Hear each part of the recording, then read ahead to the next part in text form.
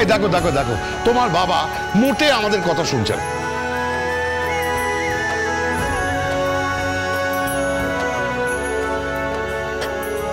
বাবা,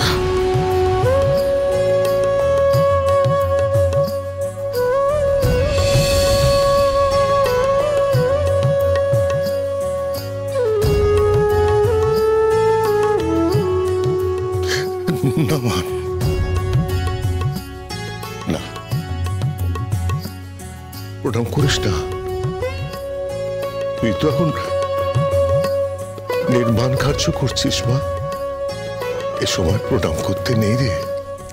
গীতা বৌদি, তুমি ওষুধটা খেয়েছো? আমি কিন্তু বক্স থেকে বের করে রাখিনি। আমি খেয়ে নিয়েছি। আঙ্কেল ভালো আছেন? হ্যাঁ মা, ভালো আছি। হঠাৎ এতদিন পরে মনে পড়লো মেয়ের কথা।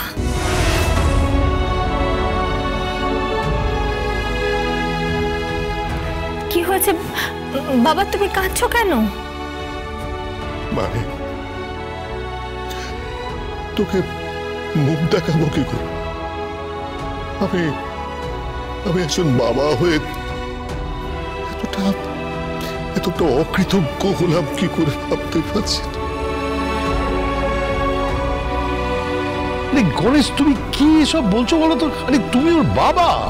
বাবা, তুমি কেন বলছো এইসব? বলবো না, বলবো না। সেদিন যখন তুই বাড়িতে গেছিলে তখন আমি কি বলেছিলাম? তুই চলে যা গীতা, আমি একটা সমাজে থাকি, সমাজের সামাজিক দায়বদ্ধতা আমি তো অস্বীকার করতে পারি না। আত্মীয় স্বজন, তোর শ্বশুর বাড়ি, মারে আমার মাথাটা নিচু করে দিলি রে মা। আমি অন্তঃসত্ত্বা বাবা, আমি কোথায় যাব? জানি না, আজ থেকে তুই আমার জন্য মৃত।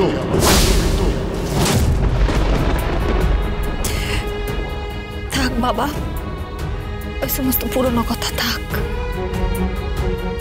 আঙ্কেল, আপনি এইভাবে কেন বলছেন? গীতা বৌদি সব সময় আপনার কথা বলে। জানি তো, জানি, কিন্তু আমি কি মান রাখতে পেরেছি? পারিনি।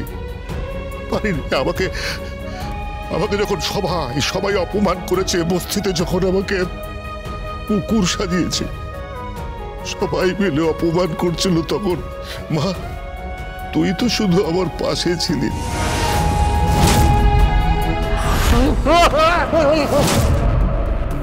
ডাক, কুকুরের মতো আওয়াজ কর, ডাক ডাক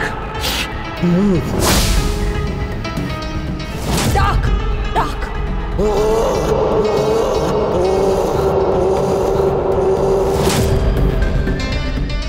কেন এভাবে বলছো বাবা তুমি?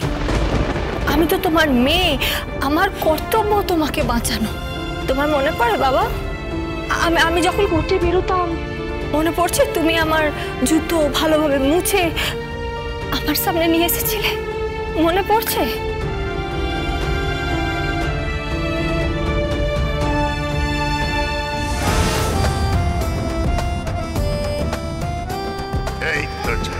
কি বাবা, তুমি জুতো মুছছো কেন?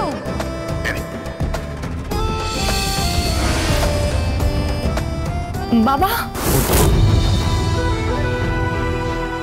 তুই তোর কর্তব্য তো করে গেছিস, কিন্তু আমি কি করলাম বলতো? আমি কি করলাম? আমি তো আমার কর্তব্য করতে পারিনি। আমি আমার কর্তব্য করতে পারিনি রে মা। এই গণেশকে, তুমি এইসব কথা ছাড়ো তো। কি বলছো? তুমি এখানে বসো, দাঁড়াও। হ্যাঁ, কি বাবা? তুই তাড়াতাড়ি লুচি তরকারি এসব করে নিয়ে আয়, আমি বরঞ্চ জিলিপি নিয়ে আছি। আরে না না না না না, আমি ওসব কিছু খাবো না। আরে মা, এই জামাইয়ের কিছু মনে পড়লো? সব মনে পড়ে যাবে বাবা, তুমি কোনো চিন্তা করো না, সব ঠিক হয়ে যাবে। কিচ্ছু ঠিক হওয়ার নেই বাবা।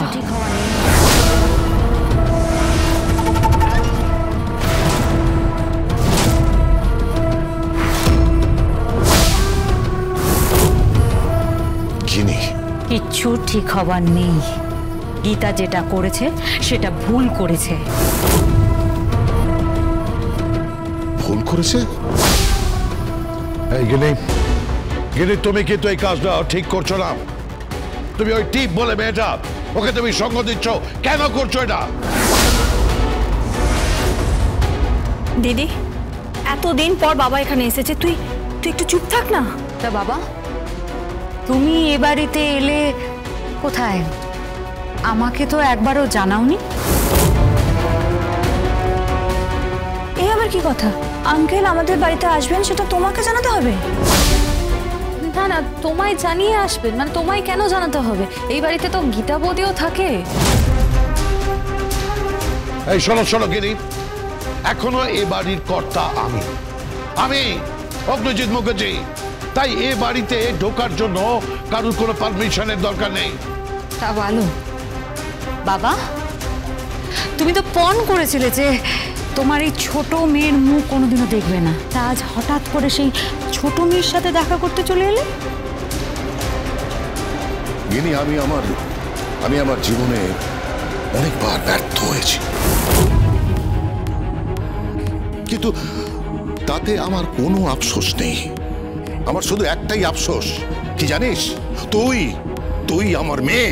বাবা, দিদি প্লিজ এইভাবে বাবার সাথে কথা বলিস না। এই তুই চুপ কর।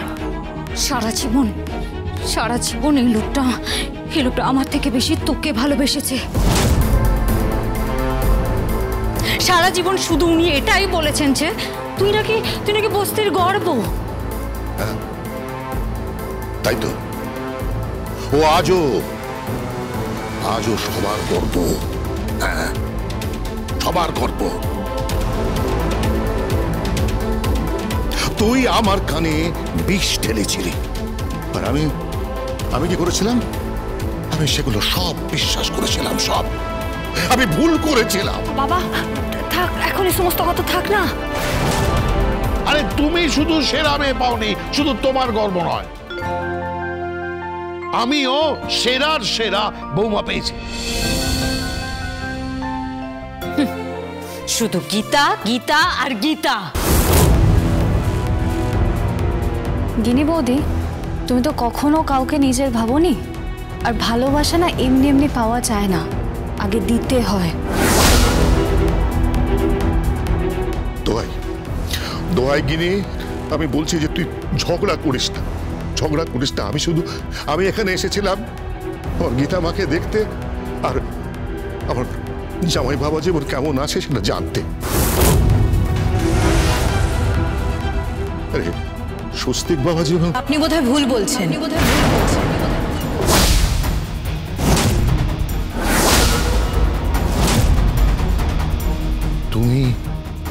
তুমি কে? আমি টিপ লাহিড়ী, সঞ্জয় লাহিড়ীর স্ত্রী, যে ভুল করে নিজের স্বামীর সঙ্গে গুলিয়ে ফেলছে। না, ভুল করছো। গুলিয়ে ফেলবে কেন? সবাই তো বলছে ওই স্বস্তিক।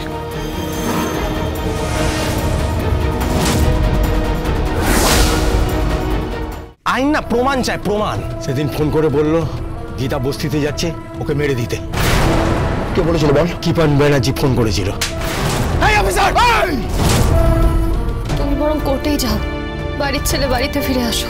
স্বস্তিক বাবু আমার কাছে ফিরে আসবেন, তোমাদের সকলের কাছে ফিরে আসবেন। আমি কে টিপ? তুই সঞ্জয়। আর এই বাড়ি তো আমার চেনা না, কিন্তু কেন চেনা লাগছে টিপ?